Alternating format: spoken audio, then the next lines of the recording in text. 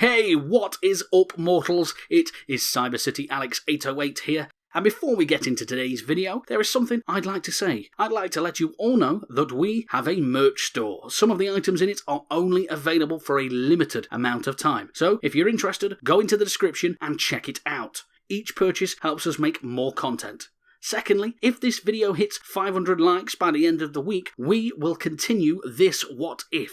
Thirdly, if you didn't know, only 41.3% of you guys are subscribed to us, so please hit that subscribe button and click the bell icon. Now, with that out of the way, let's get into the story. I present to you our newest member, Starfish, Kurogiri announced with a sense of satisfaction and pride in voice, standing straight in front of the band of villains. Dressed in a similar suit to the one Kurogiri wore was a confused-looking Izuku Midoriya. After a few days of close observation by Kurogiri, Deku earned a seal of approval. His body was stable, and his grafted arm was showing no signs of rejecting the former hero's body. Therefore, Izuku was treated as the successful model of the earlier prototype. "Looking good, mindless monkey boy," Twice complimented in the only way he could. "Yeah, he's pretty sharp," said Darby, walking up to Izuku and placing a hand on his head. "How's he coming along? Will he still be able to fight and able to understand me?" "Thus far, he's much like when I was born, but in a few weeks his language skills will return. He'll even be able to accomplish complicated tasks when ordered. But since he's linked to you, it'll be your job to look after him in my absence." Darby grunted, mulling over the idea. "Shouldn't be too hard. I always wanted my own goon," he replied with a smirk, thinking of all the possibilities. "Good. With that out of the way, it's time to shift our attention towards future plans. As you know, we failed to kidnap our targets," Kurogiri stated with mild disappointment. "We've also lost two of our other colleagues, Moonfish and Muscular, one to the hands of our newest recruit. Due to this, I've been advised by Sensei to gather you here to plan our next courses of action." "Wait! Did you just say?" Spinner pointed at Izuku. "Killed Muscular." Kurogiri nodded. "Yes, rebirth can be quite messy. There was a miscommunication, and Muscular attacked.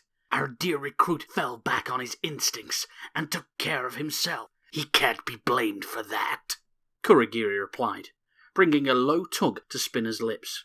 He didn't like this one bit. Stain would no doubt be disgusted with the situation, and while he wanted to put an end to it, there was nothing the follower could do. Well, that's reassuring. He can keep himself safe and carry his own weight on missions. Without complaint, unlike some, Mustard replied, jumping into the conversation. He himself was rescued by the coma and Darby. If it weren't for him, he'd be rotting in a cell. "Hey, you're one to talk. You got captured too," Toga huffed, annoyed. "Yes, but unlike you, I took care of all but one of my opponents." Before the verbal jams could devolve into an argument, Tamura cut them short. "Shut up, before I turn you both into dust piles. We have to think of the future of this organization. The heroes are panicked. The parents of those golden eggs are worried about their children. The iron is still hot and ready to be struck. I won't waste our momentum when we're still winning." Tamura's short speech took control of the room. It was true to an extent. The world's attention was on them and All Might himself. So far, they managed to achieve small victory after victory over the heroes since they announced themselves to the world, their crowning achievement being the abduction and corruption of All Might's golden egg. "If you want to bicker amongst each other, you can find somewhere else to be." Toga pouted, and Mustard looked away in shame. The madman's clear promise of revoked membership silenced them. A voice crackled over an intercom. "Expertly said, Tamura. This is what I've been raising you for. It's nice to see you leading your flock in a respectable manner," All for One said smoothly, with a tone that gave off hints of a smile. "My dear boy, words can hardly express the pride I feel for you in this moment. Not only are you taking advantage of the situation before you, but you're plotting your next move without me. Marvelous." All for One let his pride show. His student was learning, maturing in a way that he feared he wouldn't achieve. "Now that you're all settled down, I think it's time I gave the tutorial of your new asset. Within his body are 5 quirks. The first 2 are Siren and Pitched Vision. a hypnotic and visual enhancement quirk respectively. His arm quirks are based on marine life and contains the other three. It can secrete a translucent fluid that hardens into a shell, harder than steel, produce spikes that contain a powerful neurotoxin, and transform into tentacles, meant to extend and capture prey. So, he's like a sea monster now? Tamura asked, scratching his head. More or less. The doctor was going through a marine biology phase at the time. Left whole, the Nomu Meteora-kun's arm kept going berserk, but broken up, it seems to have become more stable. The king of the underworld explained, intrigued by the discovery himself. Does that mean I can't drink his blood? Toga chimed in, earning a twitch from the arm graft and a chuckle from All for One. You could, but I can't assure your safety after or during the act, little miss. He has quite the skill set programmed into his mental faculties. The older man chuckled, finding the villainess's behaviour hilarious. She reminded him of the older, chaotic days of quirks. It did his old heart good to see the newer generation let go and indulge in more sinister behaviour. Ah, Toga said, disappointed. Then how can I teach you to stab people? No, crazy. He's my goon. I'm not letting you turn him into a psycho murderer. Darby spoke definitely. He respected Stain, and though he'd never say it out loud, All Might as well. The pyromancer did plan to use the kid for his own means, while simultaneously teaching him the ways of Stain himself. Before further pleasantries could be exchanged, an unexpected knock at the door came. Did someone order a takeout? Someone on the outside asked before the wall of the bar was blown in. Or justice with a side of vengeance? All Might said, with a stern look of malice that none had bore personal witness to. In an instant, their motion functions ceased, held in the grip of terror, brought on by the symbol of peace. Even Shigaraki found himself short of breath. No words managed to escape their lips, except for one. All Might? Before we get back into the story, I would like to say that we've got a second channel called Anime Deep Dive. Anime Deep Dive goes over the hard facts of the anime presented. Now, in case you guys didn't know, we have a third channel called Anime Theory. Anime Theory mainly focuses on a large variety of mind-boggling anime theories. If you're interested in content like this, please go check the description below, or click the eye icon in the top right corner. Now, with that out of the way, let's get back to the story. Izuku instinctively looked at the man he'd admired his entire life with childlike awe. Even in this state, a part of him still recognized the symbol and extended his hand in the older man's direction.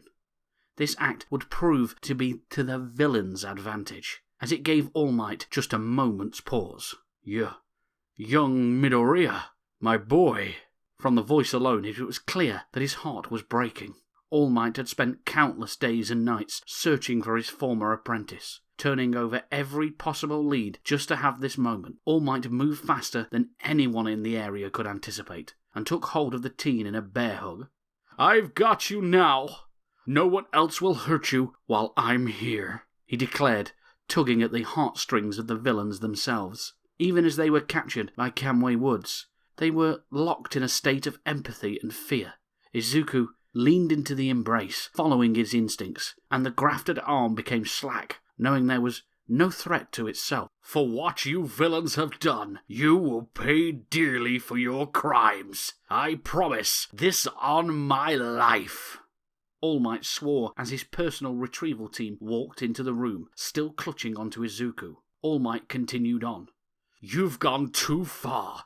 You've pissed me off. Expect no quarter from me. All Might sounded truly ruthless in this moment, scaring even his fellow heroes. I peed myself. Get me out of here, Twice said in a cross between crying and a panic attack. Toshi, calm down. You've got your boy back. You're just going off the reservation. Torino cautiously warned, fearful of what Toshinori would do if not reined in. Get him out of here while we handle these criminals. The wiser man advised, knowing if that even without All Might, they could handle this situation. Toshinori took a look at the peaceful face resting on his chest and agreed. "Let's get you home to your mother, Izuku," the symbol said quietly, ready to close the book on this nightmare. But with a startled look on his face, Izuku looked up at his idol as a black substance began to pour from his mouth. The former holder of One for All let out a gurgle before being pulled into the tar substance. "No!" All Might screamed as his sole purpose for coming here dissolved in his arms. An explosion followed as the world around them began to shake from the tremors. The other villains themselves were moved in the same method of teleportation. "I'll kill you all for one," All Might declared, shooting off like a bullet in the direction of conflict. On his heels, Miriko and Endeavor followed behind him as best they could. Of all the heroes that came to help, these two understood All Might's rage best, having dealt with anger most of their lives. And of those two, Endeavor felt the pain and anguish of All Might's personal hell. After all, the Flame Hero had splintered his family due to causing a similar event to happen underneath his own roof to his eldest son. While this was happening, a separate group of future heroes were springing into action. Spearheaded by Bakugo, the group of Uraka, Shoto, Kinshima, Momo, Tetsu, Mezu, Tokoyami, and Oyama sat in wait, prepared to make their move, when a bird, carrying a speaker around its neck, landed on Momu's shoulder, the voice of Kudo coming out of it. "Guys, the villains escaped with Izuku, but they're still close by. He's with the League members. All Might is going to fight the leader right now," Kudo informed. Kudo was scared, afraid his quirk and spirit wouldn't be enough to help anyone, so he agreed to help from the safety of the dorms, using Momu's speakers to channel his quirk and gather information for the group. "Where are they, Doolittle?" Bakugo half demanded, trying to temper himself as to not scare the trail boy. 2.5 miles east of your location. The birds say they will be still disorientated, so if you go now, you will have a good chance of catching up to them," Kuda answered nervously. "Thank you, Kuda," Momu said in genuine appreciation of her classmate. He may not have been suited for combat, but he tried and was there for them. "You heard him. Move your asses," Bakugo ordered. They followed Kuda's birds to the location of the villains. It took them a few minutes, but luckily for the students, the villains seemed to be just regaining their senses. "Time to execute plan. Useless nerd rescue." Bakugo turned his burning gaze towards Momo. "Now!" She nodded, creating grenades filled with knockout gas, while the others hooked them to Kuda's birds. After they were secured, Momu created gas masks for her friends. This was Bakugo's plans. He thought it up after hearing about how the extras in 1B were knocked out. He reasoned if it worked on 1B, it could work on villain extras too. In a storm of feathers, the grenades rained down on the villains, taking them by surprise. They heard a few of them yelp in surprise as thick clouds of knockout gas formed around them. The gas claimed Spinner, Magne, Compress, and ironically, Mustard, who didn't have enough time to get his mask on, knocking the villains unconscious within moments. Kurigira was still out cold due to the Edshot's attack. The plan was so sudden and stealthy, it might have worked if it wasn't for Deku. An air pressure shot up in the air, dispelling the noxious fumes and sending the birds flocking away. "Good job, son," Darby complimented, readying himself for a fight. "All right, show yourselves, cowards," the villain demanded, scanning the area. "Who the hell are you calling a coward, asshole?" Bakugo demanded, raging, making his presence known. "Hey, you're the explosion guy, right? We had a mission to capture you. And a bird boy before shit went sideways. Looks like we'll have to have a second chance." Blue flames wisping in his palms. "Check the math, loser," Bakugo said, mocking the villains. From behind him, his friends made themselves known. The explosive blonde smirked sinisterly. He was ready to break the villain's face. Bakugo opened his mouth to speak, but Uraka beat him to the punch. "Give him back," she demanded. "You stole him from us. He shouldn't be there. He's supposed to be with me," she declared in anger and sorrow. She was so close this time, close enough to see him, her friend that had always been there for her, protected her, comforted and encouraged her, the person she was in love with. I knew it, Toga cheered. He's the person you're in love with, isn't he? That's why you're so angry and sad. He's your Romeo, isn't he? When Uraka glared back at her, it was all Toga needed for proof. Deku, get away from them, please. You have to come back with us, she pleaded. For a moment, Izuku paused, looking between her and Darby, unsure of what to do.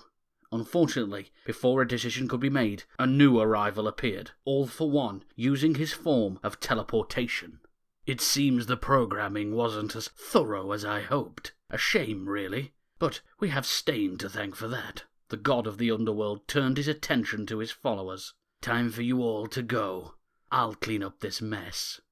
Using his forced quirk activation ability, he forced Kurogiri to open a portal and send his successor away. No, Deku! Responding to Uraka's call and its host emotions, the Nomu arm shot forward, embedding itself in the ground to resist the suction of the vortex. Sadly, the ground gave way, taking Deku away with the others. Losing him a second time, Uraka fell to her knees with a broken heart. Ah, young love. Isn't it sweet? All for One released an air-killing intent, freezing the UA students. Closing the space, All for One took hold of Uraka. A pity this love story has a tragic ending. Yet, the best stories of this nature do have morbid conclusions. I know from experience, child. 3 people zoomed into the area.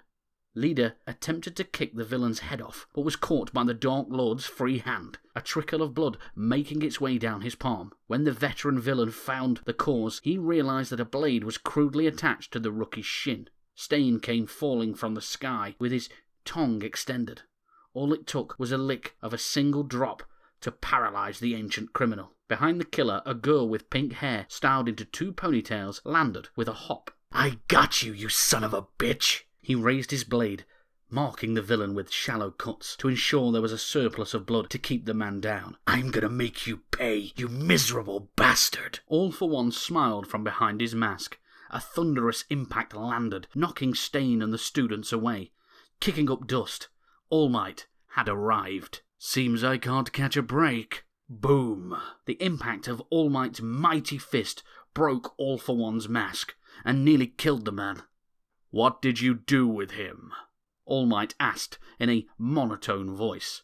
Raising his fist, Toshinori brought down another earth-shattering impact on the villain, this time shattering the villain's ribs, which in turn pierced his lungs. What did you do to him? All Might wrapped his hands around All for One's throat, slowly increasing the strength of his grip. With a bloody smile, All for One laughed. It's too late for him now. He's already taken his first life. You've failed your teacher. You've failed her descendants. And where have your failures wrought them? Why, me. Toshinori's blood ran cold as his hated nemesis choked out his words. You didn't know, did you? The woman you've been clinging to so clearly is Nani's daughter, Inko Shimura, and Tomura. My apprentice is Nana's other grandson. All for One beamed through broken ribs and a fractured jaw. Tell me, my old nemesis, can you face her daughter again, knowing the scale of your failures? As both a mentor and a father figure. When her mother abandoned her children for your sake, to think that poor thing entrusted her treasure to you.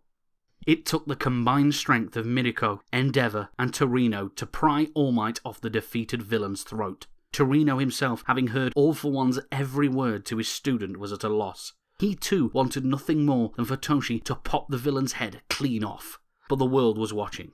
So he, along with the other pros, were forced to drag away a grieving All Might. Today, even with All for One's capture, marked another defeat for the heroes. Thank you all for watching the video to the end. Now, there's a few more things that I'd like to go over before the video ends. On behalf of We the Celestials, I'd like to thank the writer of this video, as well as the editor for this video, Their details will be in the description. If you're a voice actor, editor, or writer, or you're interested in becoming one of those, go to the Discord that is in the description of the video and hit up the head of one of those areas. We're always looking for members to join us. That's it for today's video. So thank you all for watching, and don't forget to hit that subscribe button if you're interested, and hit that like button if you like the video.